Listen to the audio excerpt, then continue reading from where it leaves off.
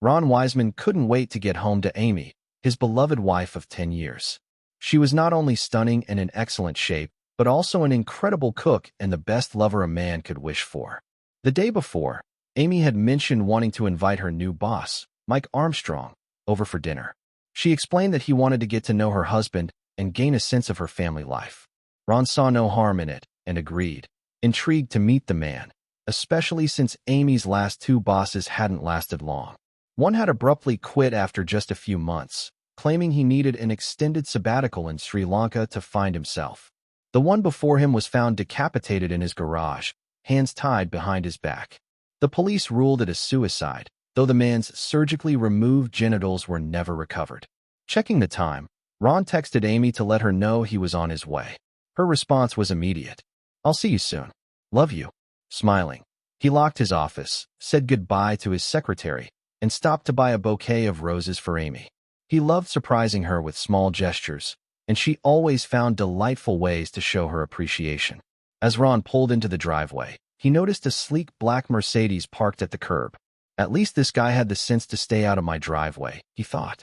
Entering the house, he spotted a well-dressed man, about 45, seated on the couch. The man was tall, well-built, with graying temples, clean-shaven, and wore a perpetual smirk. Standing as Ron entered, the man extended a hand. Ron shook it briefly before excusing himself. He walked to the kitchen, handed Amy the bouquet, and wrapped her in a hug. Her face lit up. "I'll have to thank you properly for this later," she whispered. Ron kissed her cheek and gave her a playful squeeze. "Be a good host and go say hello to Mike," she said. Returning to the living room, Ron poured 2 shots of whiskey from his bar and handed one to Mike. The two men sat, glasses in hand. "What a wife you have," Mike said, his smirk deepening. "I have to agree," Ron replied. "She's the meaning of my life." Mike leaned forward slightly. "Then I think you'll understand what I'm about to say." Ron arched an eyebrow. "Oh, and what's that?" "I'm going to sleep with your wife," Mike stated matter-of-factly. "She's going to love it, and you're going to watch." Ron held his gaze, then smiled. "Hold that thought. I'll be right back." He walked into the kitchen, where Amy was tending to dinner. "I'm going to show Mike around the neighborhood a little," he said casually. She glanced at him, unaware of the storm brewing. "Don't be long, dear. Dinner will be ready in about 15 minutes. Ron nodded. "Perfect." Returning to the living room, he gestured toward the hallway. "Let's step into my man cave." Mike hesitated before following him into Ron's office. The walls were adorned with framed commendations, medals, knives, firearms, and a few swords. "So," Ron said, turning to face Mike, "you're going to sleep with my wife?" Mike grinned. "Yeah, got a problem with that." Ron smirked. "I take it my wife never told you about me." Mike shrugged. "She mentioned you were an accountant. Some research guy for a task force." Ron nodded. "That's true. I'm a CPA, and I do work for a joint federal private task force. But I wasn't always an accountant."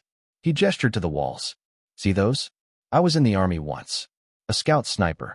Mike's smile faltered slightly as Ron continued. "Most of my 150 confirmed kills were from 300 to 600 meters away. But I've hit targets over 1,200 meters out. That's more than a kilometer." Ron paused. "At that distance, you never hear the shot. 1 second you're alive. The next, you're not."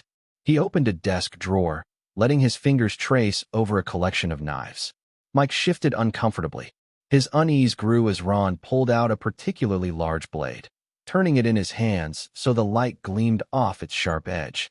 "I'm also perfectly fine with close-range kills," Ron said evenly. "There's something about watching your enemy take his last breath. Up close. Personal." Mike's face turned pale. His infamous smirk disappeared. "Look, Ron, there's nothing personal about this," Mike muttered. Ron's eyes darkened. "Oh, but it is, Mike. You just told me you're going to sleep with my wife and expect me to watch. That makes it very personal." He leaned in slightly. "I just want you to understand what you're risking. You see, I believe in the old adage, an ounce of prevention is worth a pound of cure. I'm sure you understand." Glancing at his watch, Ron straightened. "Dinner should be ready. We should get back." Mike barely nodded, eyes darting to the knife still in Ron's grip. Just as he turned to leave, Ron suddenly hurled the blade across the room. The thick steel embedded itself dead center into a target on the far wall, sinking halfway in with a deep thud. Ron turned to Mike, expression neutral. I like practicing, he said casually. As they entered the dining room, Amy had already set the table meticulously for three, placing the bouquet Ron had brought home in the center. As always, Ron sat at the head of the table, with Mike to his left and Amy to his right.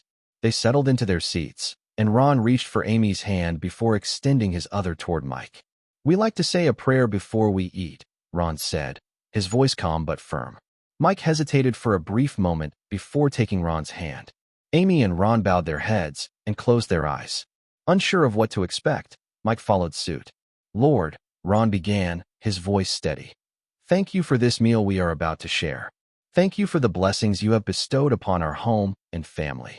May you continue to grant us wisdom and grace. Amen.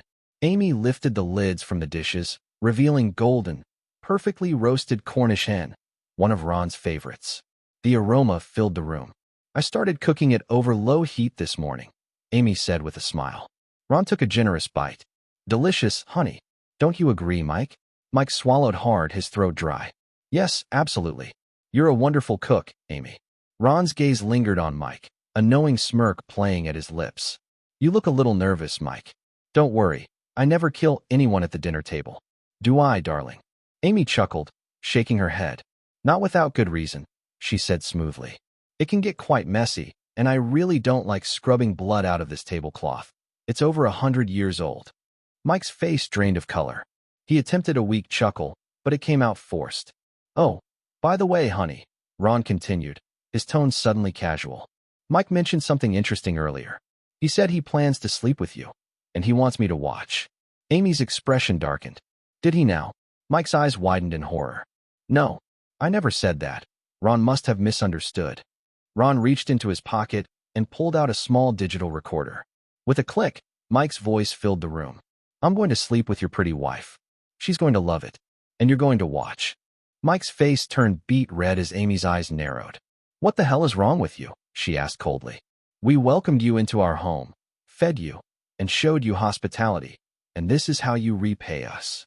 Please, Mike stammered. It was just a joke. Ron leaned back in his chair, his expression unreadable. A joke? I don't hear a punchline. Mike raised his hands in surrender. Look, that's not what I meant. Ron's smirk returned. Is that what you told the last husband whose wife you slept with? Mike blinked, confused. What are you talking about? Ron's voice was steady, unshaken. I told you, I'm a researcher.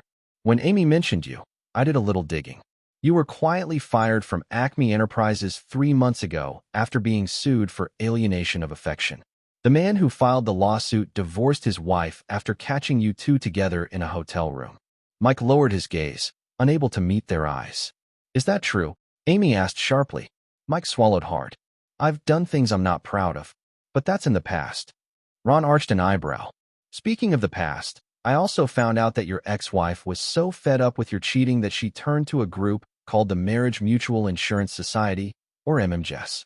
Does that ring a bell? Mike's face twisted with something between shock and dread. Yes, he admitted. Ron smirked.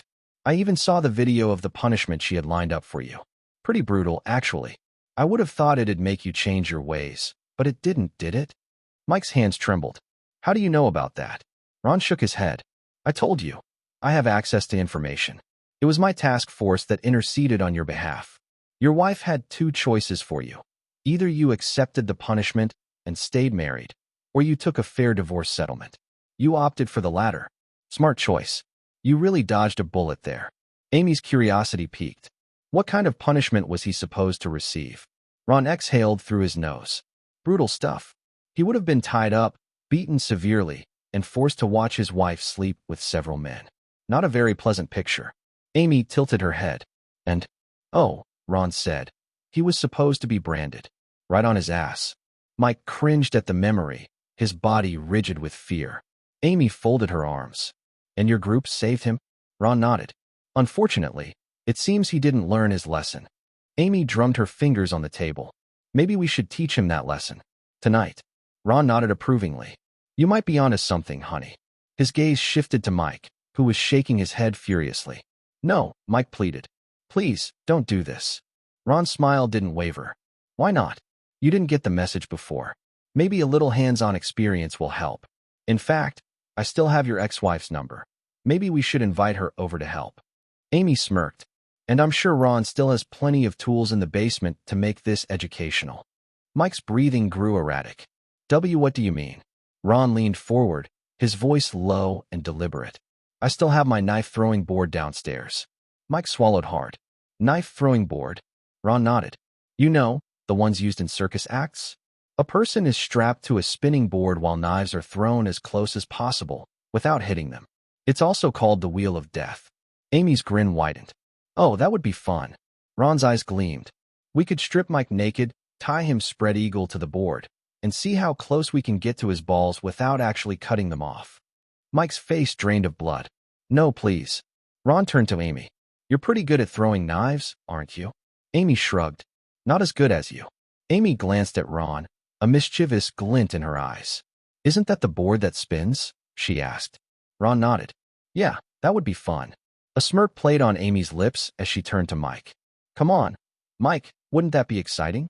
We could even place bets on who gets closest. Mike's face drained of color. He bolted upright, his chair screeching against the floor. His wide eyes darted between them, his body trembling. No, he stammered. You people are insane. It was just a joke. Please, forget I even said anything. He turned to leave, but before he could take a step, Ron grabbed him, spinning him around and slamming him against the wall.